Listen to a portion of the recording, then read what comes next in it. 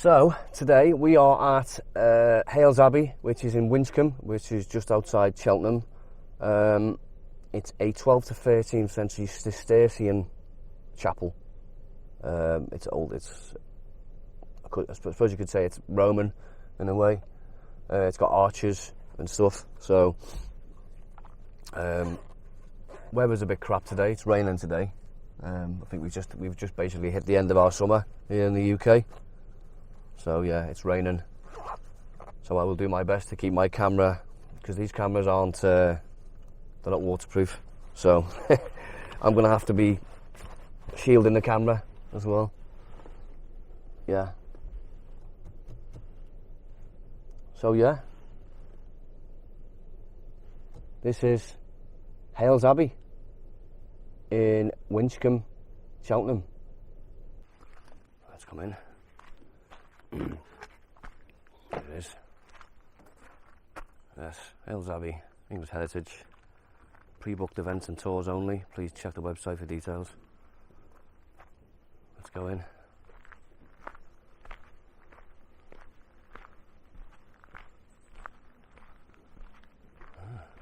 Interesting.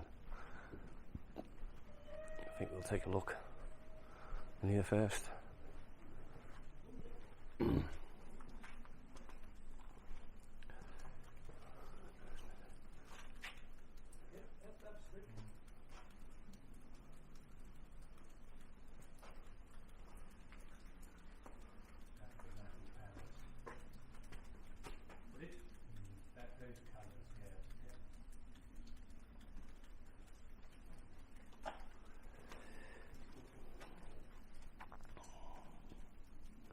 So all this was knocked down by Henry VIII, wasn't it? It was. Knocked down by Henry VIII. That's what I'd heard. Yeah, it says here, yeah.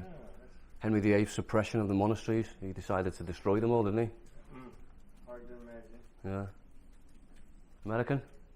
Yeah. You travelled a long way. Yeah. Are you doing you doing like a tour of the UK, are you? Yeah, just a little bit of a tour over a couple of weeks. So yeah. Okay. Yeah, it's interesting. This Cotswolds is a nice.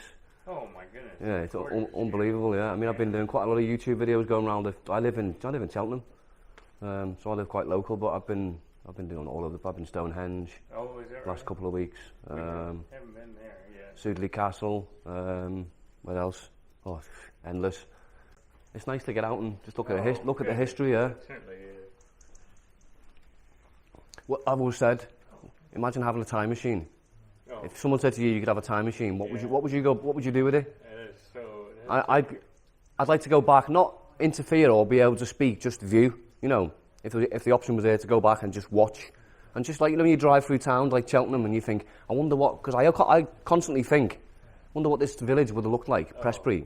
I think about that all the time. Do you know what I mean? Or coming to a place like this. Yeah, and you think, wow, this would have been thriving with people and monks and. Building work of Hailes started in 1246. Oh.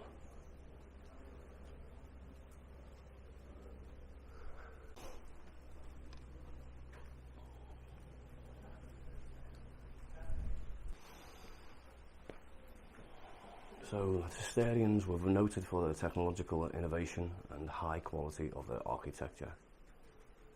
Master masons oversee the works, had practical skills learned through many years of experience. Interesting.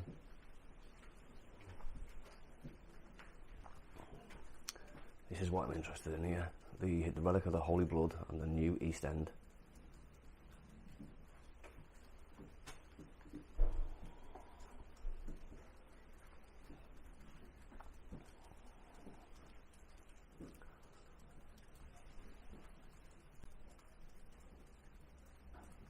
Oh, okay. Edmund, in 1270, Edmund, son of the higher Earl Richard, presented the abbey with a relic of the Holy Blood, believed to be a portion of the blood shed by Christ on the cross. Wow.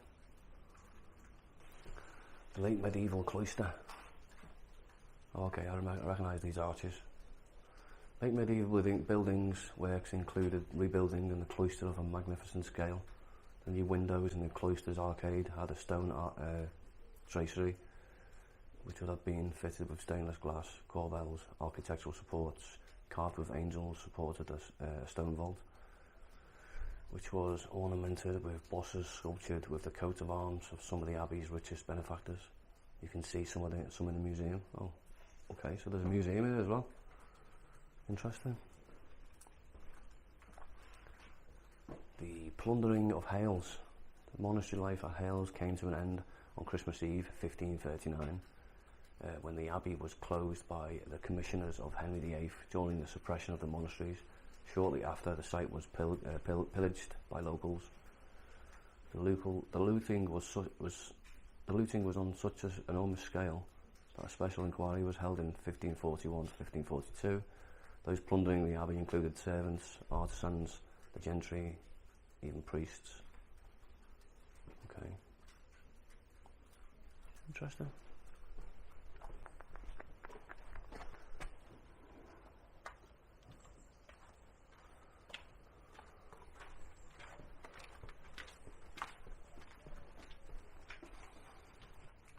Okay. The museum. Hello. Hiya. Am I right to take photographs of it? You can take photographs, you can't film. Oh, okay. Okay, I might have to stop then. Sorry. That's all right.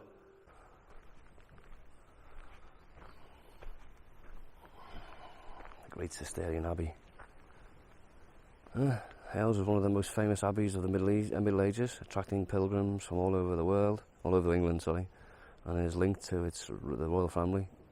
Founded by Richard, Earl of Cornwall, in 1246, and thanks for his survival of a storm at sea.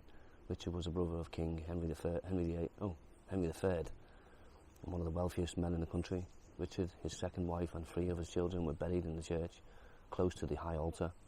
The ruins of you see at Hailes today are the core abbey buildings. These were set in a much wider precinct, containing farmland, orchards, and fish ponds, as illustrated to the right. Oh, interesting.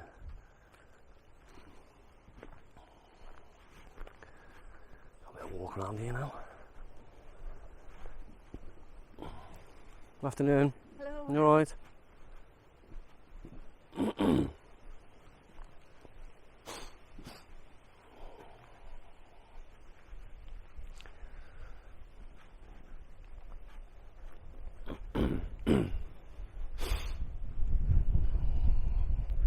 So I don't know what these are here. Oh, that's where the tour. Isn't there a tour somewhere? It's supposed to be, There is out there. oh yeah, I thought there was, yeah. Thank you.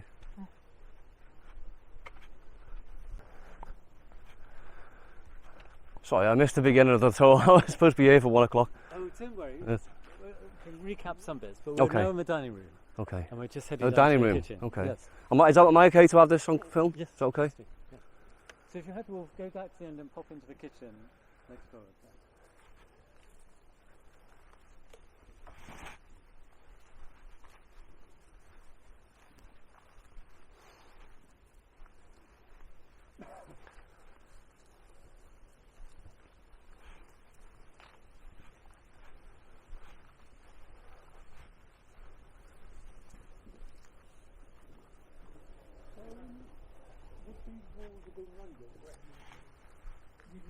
Rendered and like a light pasta and then painted. Right. Maybe not so much, probably certainly within the church, and we think so. So we found traces of some wall covering. So, yeah, because obviously it looks more like intro. It does, doesn't it? It would be, you'd think it'd be filled and then. Yeah.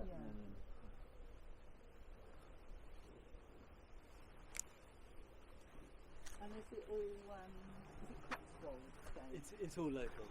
All mine from Cleve Hill. Probably from exactly Yeah. from a local quarry. Yeah. And then, as you mentioned, when we come into this solution, most of it recycled as well, and it's gone into other places. So this would be the kitchen, with I think 2 fireplaces. And then what happened was that later on, the lay brothers had their own. So monks were on this side of the cloisters, and the lay brother accommodation was on this side. And later on that was turned into an abbot's house along here, and then into a country house for another family. And so that design incorporated the kitchens. When the monastery was dissolved, the kitchens remained as part of that. And they liked their food back then. They liked their food. We They- were just discussing it. I was probably being a bit harsh because while their standard diet was just a bowl of soup and bread, on feast days they could have more. They could have eggs and wine and fruit pittances, little preserved fruits, and fish from the ponds. And while we only get about 10 or 11 public holidays a day, feast days were much more generous. If you took all the high religious days and various saints' days, you could get 250 to 300 feast days in a year. So it's a good chance that while it seemed quite austere, they ate quite well most of the time. And that seems to show up in some of the analysis they've done of skeletons do point to gout and some other typical illnesses of a fairly sedentary, well-fed life.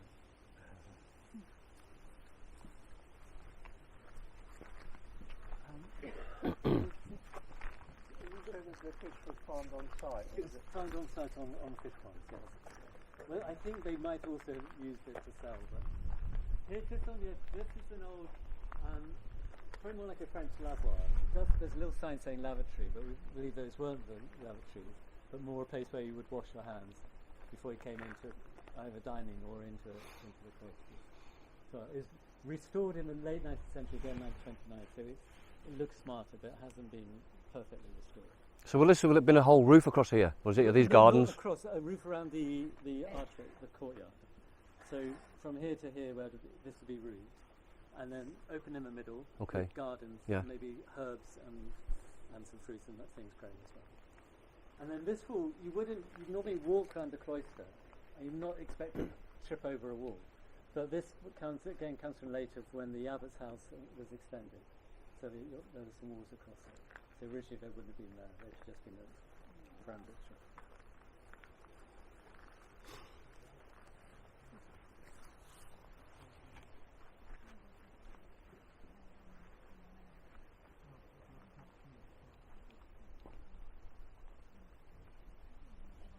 Would these arches have had glass or doors? It's actually that glass. So you're spot on. So these arches were said when the cloister was embellished and renovated. So it's not long. So the monastery is being added to and enhanced right up to the dissolution. So it's very late 1400s. They created these things. So only these three have survived. But some of the glass does survive. So exactly this, they took the opportunity to put in windows. So mostly leaded windows with the diamonds, and in the centrepiece with some stained glass for each side. And if you do get the chance to pop into the lovely little church opposite, they do have some of the original glass. So it was taken away by a local family, and then when the church put out an appeal to redo its windows, it was recycled that way. So it's well worth And at that end, so you obviously have a centered doorway. Yes. Would those have been filled in? Or No, I believe those would have been doorways into the buildings behind. the rooms. walls? There's like little snow walls, aren't there? On On this set of three. Yeah. But you're thinking there's low walls. I think it might have been low walls and then a central doorway. So Okay, and then would that would be open, you think? I think it would have been open because you'd have been able to go into Okay. into a chapter house and those rooms. I don't know for sure. Patio doors, basically. Might have been more like patio Yeah, doors. yeah. Except that originally nothing was enclosed, so it might have all been Okay. open. Okay.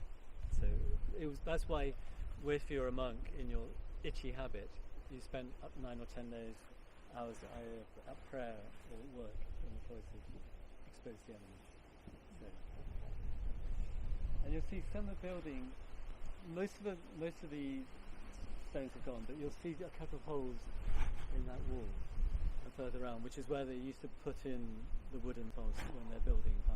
Yeah, you get a lot of that. If you go Goodrich Castle, that's quite similar. Yeah. They got like you can see all the holes where the floors used to be. Absolutely brilliant. Yeah, If yeah. you go I to was there a West couple of weeks Africa- ago. West Africa, they still do it on the way up.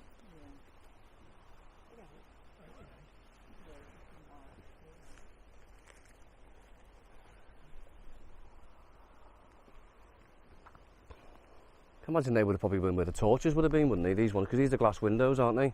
Yeah. So I can imagine these would have been posts with the torches or with the flame, you know, the lit torches, maybe. Yeah.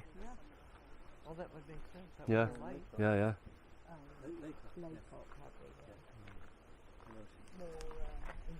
More intact.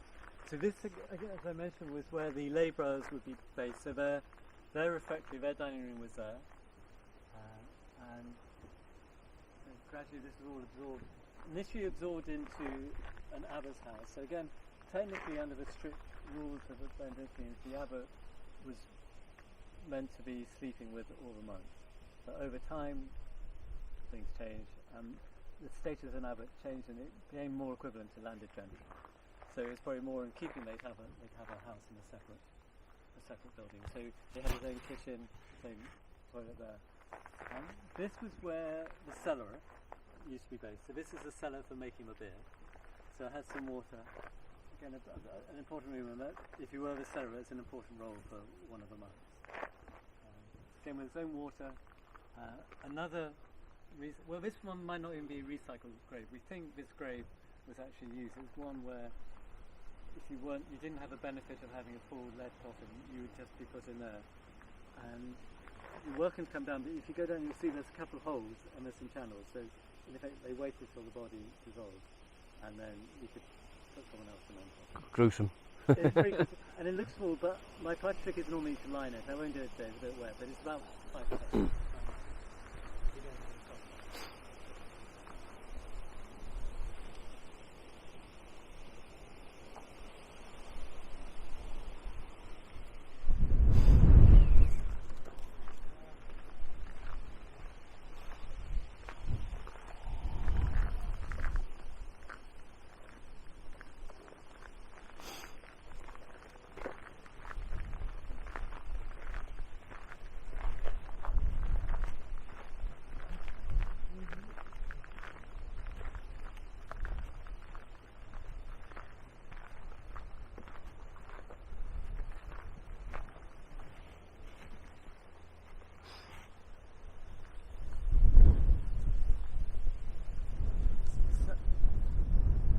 Here you get a better sense of the scale of the church. So 100 metres long. It didn't have a ladies' chapel, which some medieval churches did, or cathedrals would have made it. If it did, it'd been about the largest in the country. So again, for any footballers, it's the length of a standard football pitch, I think. A little bit narrower. Previous guests thought it would be okay for croquet. It wouldn't be a bad croquet one, but I don't think we should do that. Well, this is we started with the sort of founding of the Abbey in 1246, 1241. The Abbey came to an end during the dissolution of the monasteries by Henry and Cromwell in 15. The first, I don't know if you're familiar with the history, there's lots of factors at play. There's the Protestant Revolution and the protests against what was seen as the corrupt Catholic Church, but obviously there's also domestic politics, and a lot of it was economics. The church was particularly rich.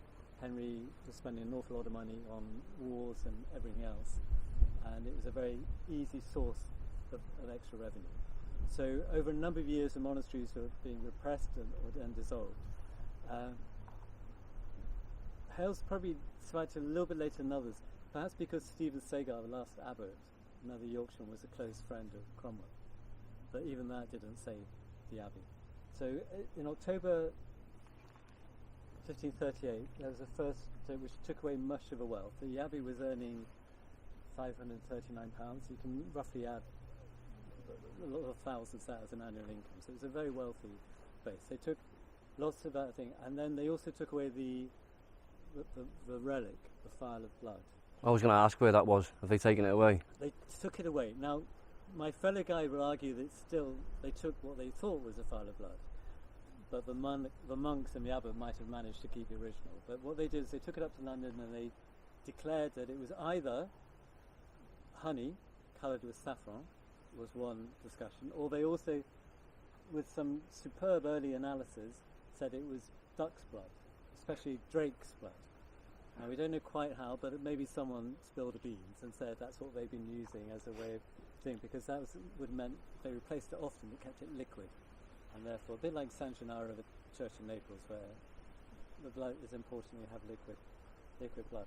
So it was denounced as a fraud, as many were, and probably destroyed there if the abbots hadn't kept a secret file and put a replacement up in London. And then finally, the following year, it was on Christmas Eve in 1539. The abbey was shut and forced to close. If you were an abbot, you did quite well. You'd be given a pension, which would probably work out about 100,000 a year in modern day. But if you're an ordinary monk, the pension of a few pounds would be more like £5,000 or £6,000, so probably not enough. So we expect that most of the monks either went abroad, went to other Cistercian abbeys, because they could travel, and lingua franca was Latin. And although many monasteries were dissolved in other countries, like in France with the Revolution, they weren't being done in the same way as the English ones at the time. As I said, and the paid labourers would have moved off anyway. So the abbey was then left with a sheriff of Worcester, a man called Acton, who appeared to have a sideline in taking nice abbey stone and recycling it. So while some of the money, first of all, they took the lead off the roofs, and to show how extensive it was, they believe the lead would have been about 150 tons. So a substantial amount of lead, which they melted down into special ingots, either franked with the king's sign and it went to Henry, or it was possibly sold off sideways. And then they took some stone, and many of the fine houses around the Cotswolds are lined with stone coming from Hailes or other abbeys at the time. And then over time, either locals might have taken some stone or just left in ruin, and so it deteriorated. Almost to the state it was in there until some, not real restoration, but some conservation works at the end of the 19th century. So it was quite a glorious history for some of its time, but it was quite a short one before it ended in the 16th century. How was that? If you've got time, I just keep an eye on my watch. We can do a quick perimeter tour for 5 or 7 minutes. Would you like to do that? And then we'll just gives you a lovely view down, and we can talk a bit about the infirmary and the cemetery. Sure. Yes. Okay. Pleasure. It's a pleasure. So I'm intrigued with what happened with actually the legal ownership of the abbey. What I think happened the legal then? ownership, went to act in the sheriff of Worcester. So he was owed it. So I think the crown appropriated most, but they then, I believe, contracted them. People could in fact buy the line and space, but there's no effective security. As we saw, it subsequently happened. Exactly. I think it's actually that.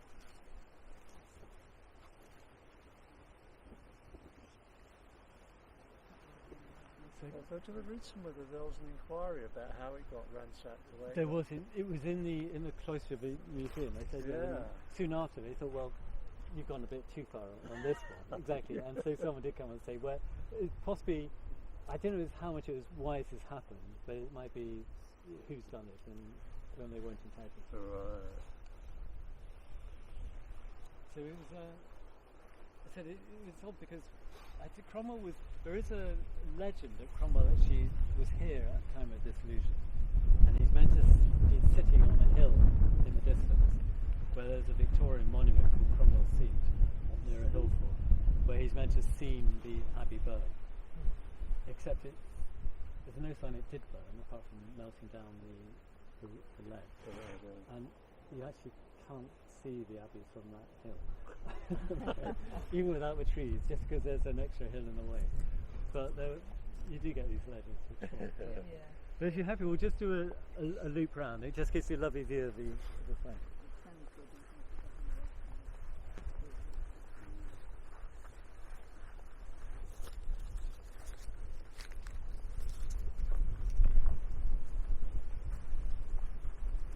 The house up on the far side of the field with the conservatory was the Pilgrims Inn. So it's where the pilgrims would stop and eat and drink as well. So while they might come down towards the abbey, they didn't necessarily have to come, apart from filing in to see the relics.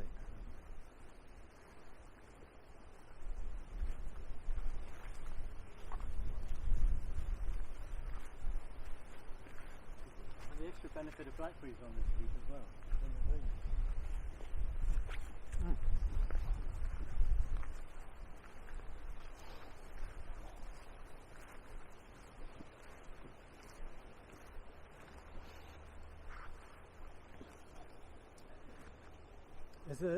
It's a pleasure visitor museum. It's a little bit fanciful.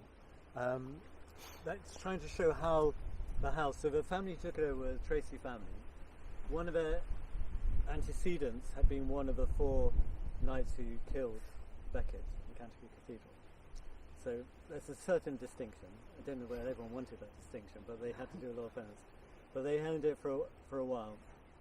But said, as it explains, that they were based in Toddington, a few miles away, and the church there has some, but by the 18th century, pretty much. Is there a connection here with Sudeley Castle and not Prestbury? One. There must be some interconnection, given all the antecedents. But Yeah.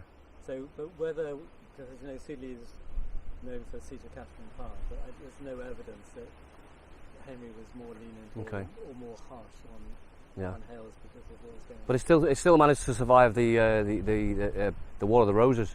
Sudeley did, yeah. Yeah, and this. And this when it went in, it went before with the Double Wars of Roses, exactly. But I think possibly because it was isolated. But Wars of Roses were close enough, as you know, Warwickshire, Edgehill.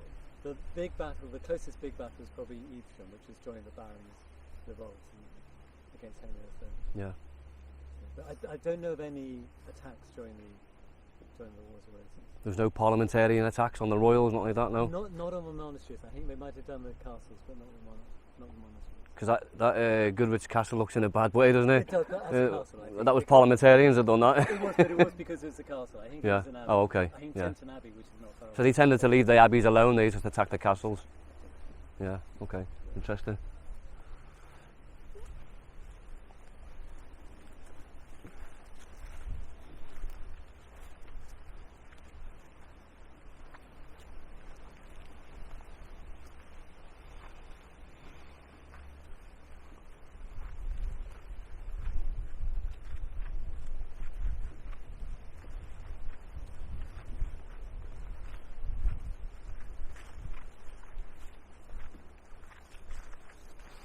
So this is a lovely spot for photos. And then if you don't mind, we'll probably just need to move on. I'm just conscious of my colleague wanting to lock up at 2. But we can finish a loop and then wrap it up. We're quite lucky to be here, really, aren't we? Because it's only open twice a month. Unfortunately, yeah, it used to be more often, but some of the cutbacks and English Heritage funding mean we're home to reposition. We're hoping to do it more often. Yeah. Get some more volunteers signed up. Well, I've been advertising the English Heritage on my YouTube. Okay. You know the membership. I've been advertising to all my subscribers. Yeah, so. Oh, that's great. Thank you. I'll get the word out there as much as I can. Exactly. We'll have them out more towards in early October. Yeah. We don't know if we'll keep them going. We hope till November, December as well. At the end of the day, it's well worth the money, isn't it? When you think about it, is it £6.90 a month? Yeah, I've been a member for years. It's just. I went to Stonehenge with the kids a couple of weeks ago, and it would have cost me £68, but I got in for free. If you do exactly, you go to one of the big sites. Yeah. So that's I think part of what they're doing is they're focusing on the bigger sites. Yeah. So this is you'll see this is where we were, the dining room and the kitchen. And the bit which you missed, these are the other monks' buildings, which have been a parlour where they could discuss business, a chapter house where they would listen to the chapters of the edict, and then up this area here is a warm house where they could do washing, the little washing they did. It'd be great to go back with it in time and just see what it would have looked like back then. There's some there's a couple of great artist impressions as well. And I think one in the guide and certainly one by the great.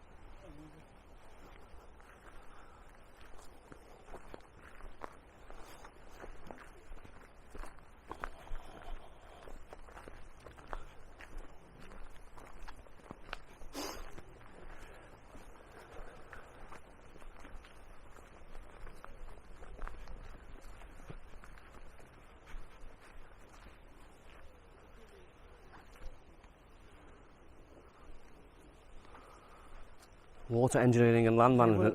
So this Okay. is an extraordinary water culvert Yeah. they've created on a deep. Wow. Where does that lead to then? It takes water from the hill and it goes underneath for the washing, and it goes out. There's a little pond in the trees. I've got a torch here. Should I go down? I've got a torch. I tell you what I do. And the final thing on this side was that there was an infirmary separate to the main buildings. So as well as maybe having a bath 4 times a year, they would actually have bloodletting 4 times a year, so which was quite serious, not a pint, which you get, but quite a lot. So near that. So they probably looked forward not to bloodletting, but if they went to infirmary, at least again there's a fire and they were given food and meat and stuff. And then the cemetery is up in this field as well, maybe 300 graves. Nothing excellent, but probably that number of people were buried. Still gravestones as well, or just no signs of anything. No, they've done surveys and it's protected. It's owned by National Trust and Heritage. It's protected. Probably most of the campers just beyond the hedge beyond don't know it's a graveyard. okay. We won't do. Be great for ghost hunters then. Yeah, exactly. Well, we think that there's meant to be one lady ghost. Okay. Lady Joan Huddleston. Yeah. Who was buried just on this side of the church. Oh, I like these kind of stories. I've just done a documentary on Presby Village, the Black Abbot, Okay. and a few others. Yeah. The White Lady, Yeah. the Charging Horseman, and the Headless Horseman. Okay. We had a headless horseman when I was at school in North Devon. Oh, okay. I think that's a lot to do with Cavaliers around here, isn't Yeah. it? Civil War. Well, the Cavaliers were royalists, weren't they? Yeah. Yeah. They were royalists. Yeah. I think a lot of those battles, were from there. Who would you could argue, say, who won that war? Who won, the Parliamentarians or the royalists? Well, the Parliamentarians went for a bit, didn't they? And then the royalists came back. Okay. I think we could do it a bit. I think we could do it a bit of that today, couldn't we? The way politics are going, yeah.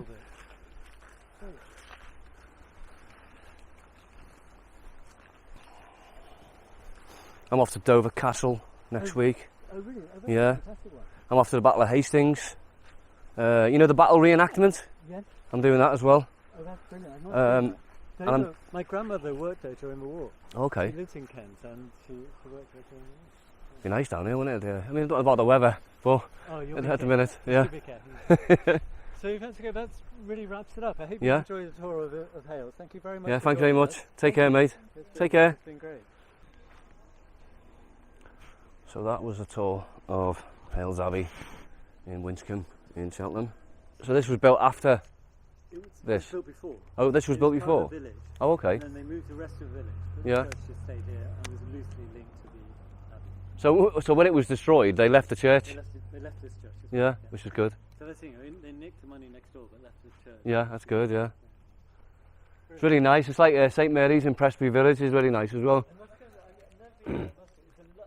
It's just a classic little English country church. Yeah.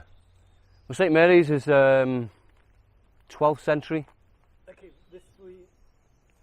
I think this is most of the building is 12th, maybe 11th, but the original bit was I think 11th century. Yeah, a lot of the original buildings were built with wood. Yes. They were wooden, yeah. And then when the Normans came, they Yeah. built a bit more. They were amazing. They were amazing masons, weren't they? Freemasons. Some of the stonework, back in the day was better than what it is now. And it just shows it just lasts. Yeah, yeah.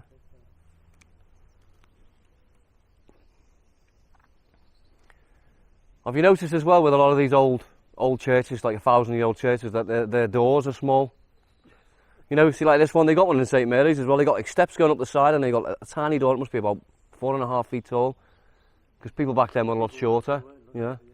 I mean, me and you would have been classed as a giant. Yeah, exactly. It wasn't such a bad thing. I just fitted into a grave at the edge there, but it wouldn't be such a bad thing if you also had to duck. Yeah. Before you went into a place. Yeah. I would see that tunnel that we've seen up there, and I'd like to go down there, mate.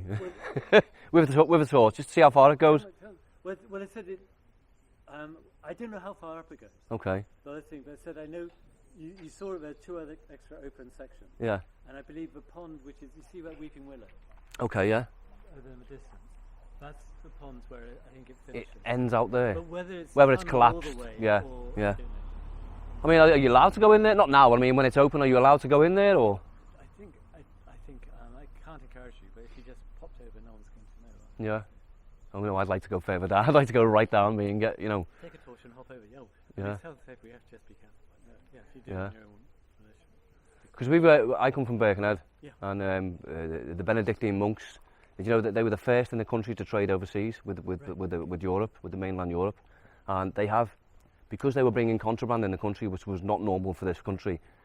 They had not pirates, but they had. buccaneers or, yeah. They were trying to steal their contraband off the boat. So the monks built tunnels, Oh, did they really? and we all know that the monks were known for building tunnels anyway. They could be brilliant. But these tunnels up north, they've been closed off to the public now because they've been deemed too dangerous.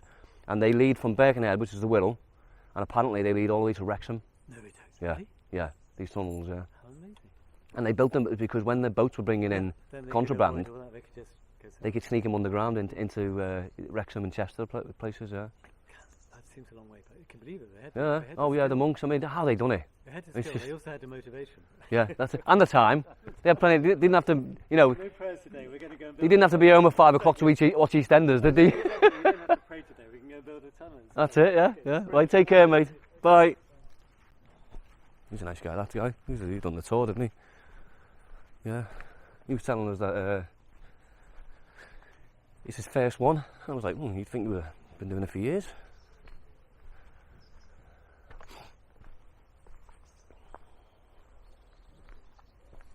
Really old.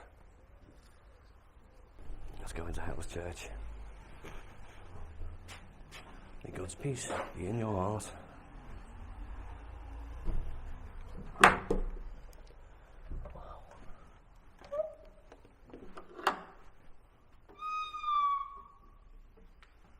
Wow.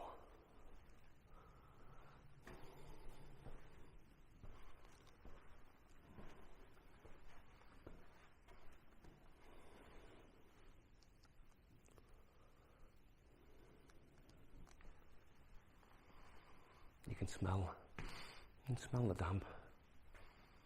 Look at these old pictures on the wall.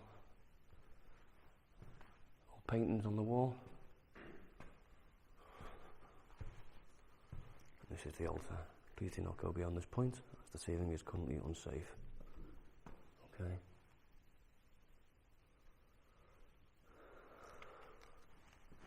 Hailes wall paintings. So in 1248, Hailes Church came under the jurisdiction of the Hailes Abbey. The wall paintings were created to celebrate the patrons of Abbey. Heraldry can be found for Richard, Earl of Cornwall, Richard as King of the Romans, Sanchia of Provence, Eleanor of Castile. So if you look around the wall, see these paintings that are on these logos. I'll just say logos for now. So you should be able to see these around the walls. Carvings or emblems. If you look over there, you can see them on the wall. Just over there. Yeah. So yeah, this was I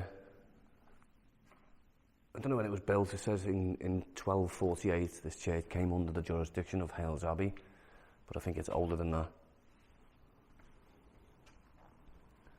You look on the wall here, you can see all the ancient carvings on the wall, all the ancient painting, decoration as such. Look at the roof up there, look. Old roof.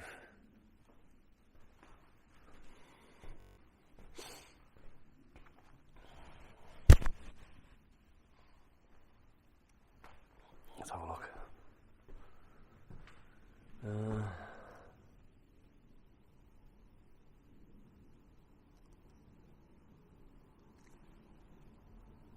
Okay. This place here remains James Dobbins of Alverton in this county, who departed this life on the 4th day of March 1818, age 67. Does I say 1818? Oh, does I say 1818? J8. Is that a 1? Yeah, it is. Okay.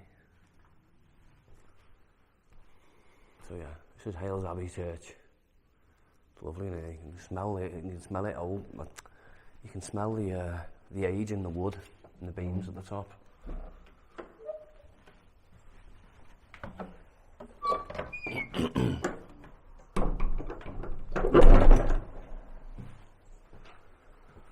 So yeah, that's Hailes. Interesting. So apparently if you walk down the road there, where the stream is, where that bloke was showing us earlier on, where there's like a cave, is where the water used to run from the abbey underground. It used to run underground and it used to come out over there, apparently. So apparently there's tunnels. There's tunnels that lead underneath here.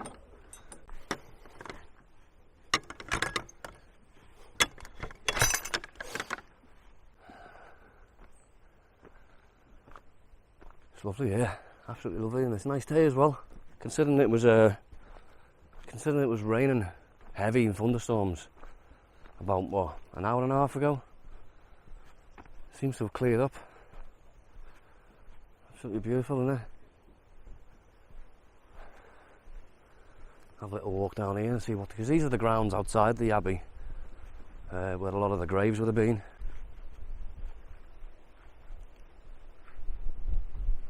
So when we were having a tour over at Hailes Abbey, this is the abbey where I was earlier on, having the tour. The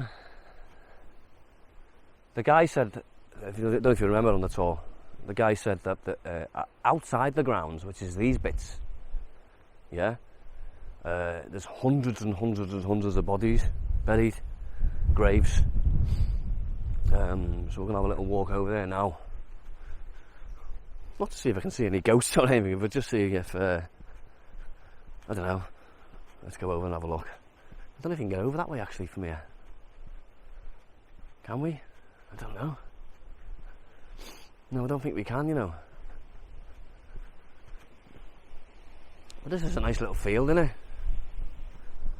Yeah, I don't think you can go over that way. There's no path to it. I mean, you could go over that way. See all this long grass here? Well, this is the grass that he was saying all the bodies are buried in. So yeah, there's like a little path-ish here. So apparently along this path and over in that field there behind the abbey, there's hundreds and hundreds and hundreds of bodies. And they would have been all the monks and stuff that lived in this abbey.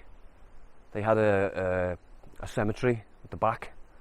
Obviously we're talking what, 800 years, maybe less than that, about 600 years ago. So that cemetery doesn't exist anymore. When they knocked down the abbey, when King Henry VIII knocked down the abbey, they obviously knocked down all the graves as well. So yeah, so that was Hailes Abbey anyway. It's nice round here, it's absolutely beautiful. I'm so surprised that the weather's cleared up as well. Yeah.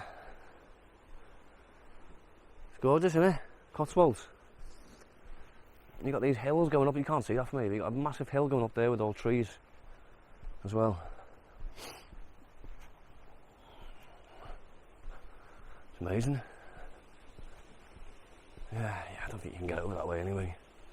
You can have a look over there, but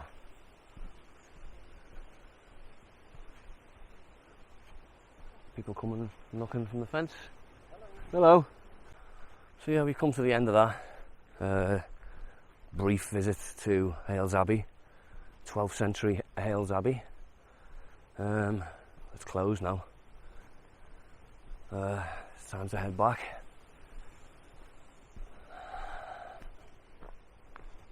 But if you like these raw walks, if you like these walks around different historical sites, then hit the like, hit the subscribe. You know the biz. It's Hailes Abbey.